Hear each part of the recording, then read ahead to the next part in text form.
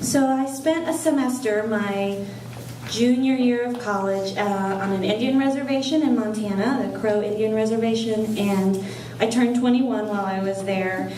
And you know what that time in people's lives can be like. There was a lot of whiskey involved. And I was there with 4 other girls from my college who were all also roughly the same age. And one of the first things we did there that was totally new and different for us was we went hunting. Now, I was there with 3 vegetarians, but we all ended up eating meat because it's not cool to be a vegetarian with the family we stayed with because they eat a lot of meat and it's a very cultural thing. So me and the vegetarians and our host family went hunting for deer. And we drive forever up into these beautiful mountains, and then it gets dark and we're still driving.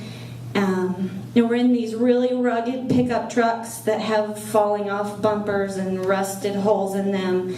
And we, all the 5 girls of us, are crammed into this pickup truck with our guide, who is a cousin of our host family, and we've never met him, and a friend of his that we've also never met, and the friend is carrying his shotgun, and the guide is driving in the dark on these really rugged roads, and they say, "Oh, let's go spotlighting." And we're like, "Yeah, cool, what's that?" And it turns out spotlighting is super illegal, and you drive around at night, pretty much off-roading it with your brights on, and you get some poor little animal in your sights, and their eyes glint back, and you can't really tell what kind of animal it is, and you stop and you shoot it. Which is terrifying for us. I had never even been around guns. So we're spotlighting, and we're going over all these really scary roads on the side of mountains, and there's nothing on either side of us, and it's dark, and there's these guys that we don't know, and they're saying, "Here, hold this gun." And we're a little nervous, and we find this bottle of whiskey on the floor. So we're passing around the bottle, because it makes it a little less scary that we're all now a little bit tipsy. And we stop and we have some coffee with the truckload of people behind us, and we pass around the whiskey with them, all very secretly though, because there's one woman there that's really mean and hates whiskey. And then we get back in the truck and we keep going, and we get 2 deer and shoot something else that we never find.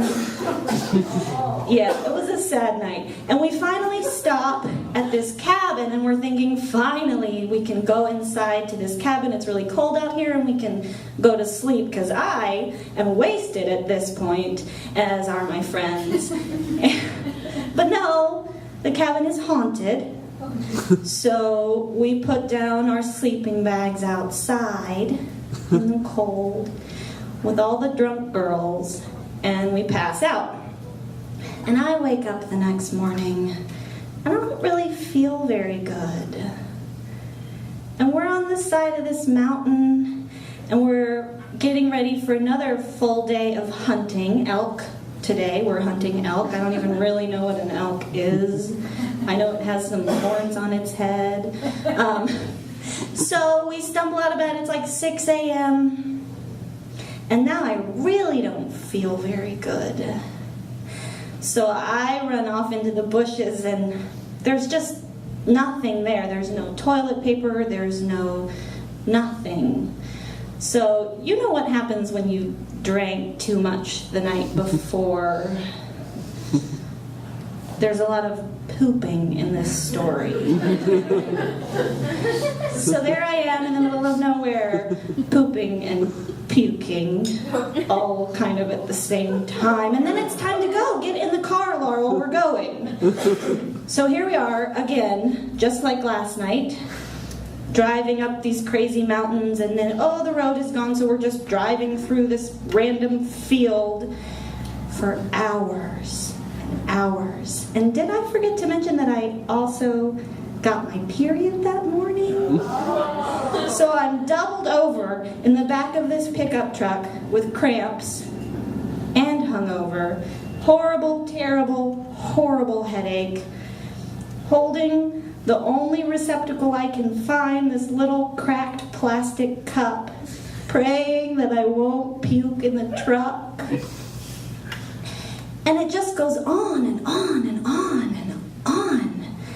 And I finally kind of doze off, and then I wake up just in time for a whole lot of really loud noises because apparently we're having a gun shooting lesson. And I look out the window and there's all my little vegetarian friends learning how to shoot this giant rifle. And then I kind of doze off again, and I wake up and there's no one else in the truck, and I think, oh, now what? I wish more than anything for a bathroom. I want a bathroom and I want some pills. Anything that will make me feel better. I just feel horrifyingly terrible.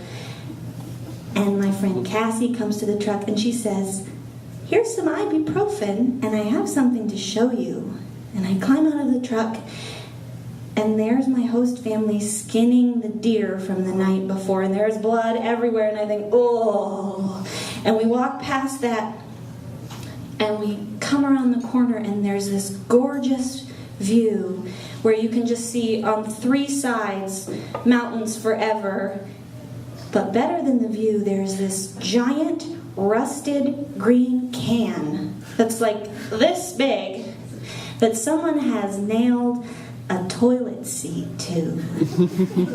And it's looking out over this gorgeous vista. And I think, holy crap, there is a God, my prayers are answered. Nothing could be better than this. So I spend some time with the can, and I take a picture of the can, and then I go back to my friends and the bloody deer carcasses and the guns, and I feel amazing. And I am so grateful for that gorgeous can. And every time I get my period and I feel like crap, or I drink too much and I feel like crap, or I just have a bad headache and I feel like crap, I think to myself, thank God I am not camping and all of those things at once. I'm lucky right now.